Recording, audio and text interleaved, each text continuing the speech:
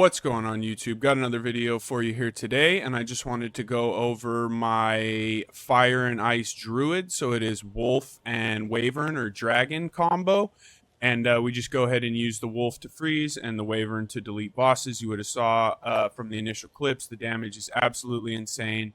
Build is a lot of fun, and it's only going to continue to scale and get stronger and stronger and stronger.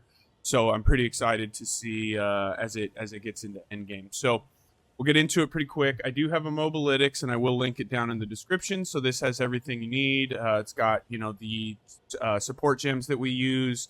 Eventually, we swap over from all wolf skills to eventually we go to Oil Barrage. And then when we finally unlock it at level 2, we switch over to Flame Breath. So everything you need here, and then it has the order, what you're going to do, mods to look out for, my items, all that. So everything you need is here in the Mobalytics. And we will go ahead and get into it. So to get started, as you're leveling, like I said, we do use all wolf skills. So we're going to be using Shred, Lunar Assault, Pounce, Cross Slash, and Arctic Howl. And what you're going to be doing with this is you are going to be jumping in, then you're going to be slashing with Lunar Assault to freeze once the enemy is frozen. You're going to be using Shred, little combo, to create ice fragments. And then lastly, once the ice fragments are applied with Shred, you're going to slash out, and that should delete everything that is nearby. And that's what we use to level. So again, jump in. Up. Don't use this. That's for later. Let's try this again. Jump in. Slash. Use Shred. Right? And we cross slash out, and that's it. So that's pretty simple, and that's what we use to level. Eventually, like I said, once we unlock the Wayvern skills, then you're going to use Oil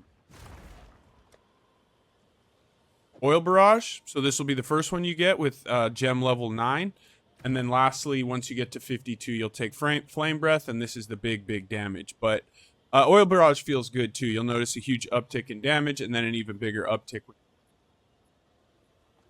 So that's that. And then as far as once you have Flame Breath, it's still pretty simple. So you're going to pounce in, slash to freeze, and then you're just using Flame Breath to delete the boss. You can also, we have Arctic Howl and stuff like that, and I'll get into all that. So pretty simple, only a few buttons, and we're chilling. So into the skills, Lunar Assault, we're using Ice Bite, Elemental Armament, Rapid Attacks, Deep Freeze. Pounce, we use Fist of War, Close Combat, and Mark of Siphoning. This allows it so when we pounce in and mark an enemy, now our 5% of our attack damage is leached as mana and life. So this is pretty nice. Flame Breath, we use Elemental Armament, Bludgeon, Blazing Critical, and Rapid Attacks. Thunderstorm for Shock and Drench. We use Blind, Magnified Area, and Shock Conduction. Shock Conduction's really nice once you get it. Blasphemy, we have Elemental Weakness, Magnified Area, and Heightened Curse. Herald of Ice is Elemental Armament, Cold Attunement, Clarity. And then Arctic Howl, we have Exposing Cry and Magnified Area. Now, I do want to say with Arctic Howl, a lot of people are using this to actually get the final freeze onto the enemy.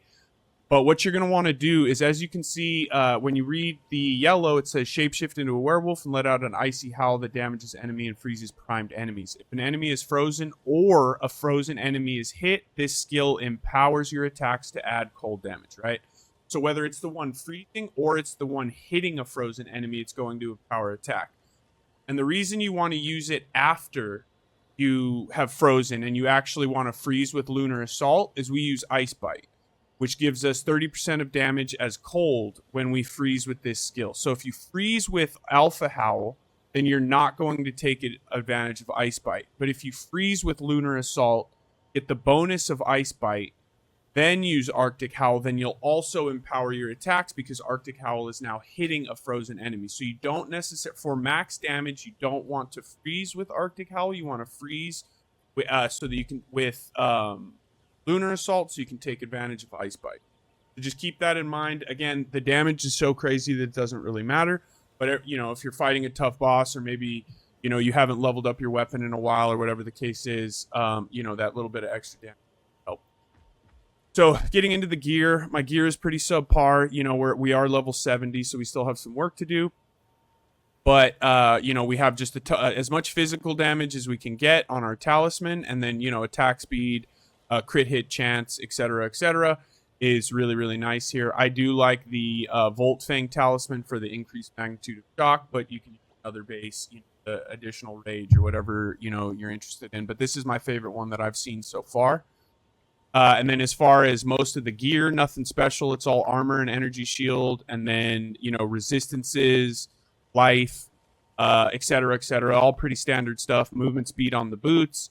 You know, belt is life and resistances. Same thing with rings. You know, we're looking for physical damage to attacks, life, resistances. On an amulet, we are looking for amulet or body armor, and or eventually we're going to have spirit on both of these things. Right now, just having it on one is enough for leveling to use the buffs that we're interested in. And then again, helmet, nothing special, life, resistances, some attributes. And then, you know, since we do use a spell as well, we have a staff. This one's pretty horrible. But, you know, damage is extra is good. Spell damage, cast speed, you know, things like that. So we are looking to replace this now. So as you can see, you know, from the initial clips, the damage is insane and our gear really is nothing special. It's all very subpar and attainable. No uniques. You can use Pulsacrin in your ring if you want to help with clear a little bit, or maybe you're having trouble. You're not freezing as well yet. So Pulsacrin will work fine and does help with clear. So that's that. And lastly, we will get into the skill points. Excuse me. For our ascendancy, we take lesser harm first. It's a little bit of survivability. Then we go into inevitable crits.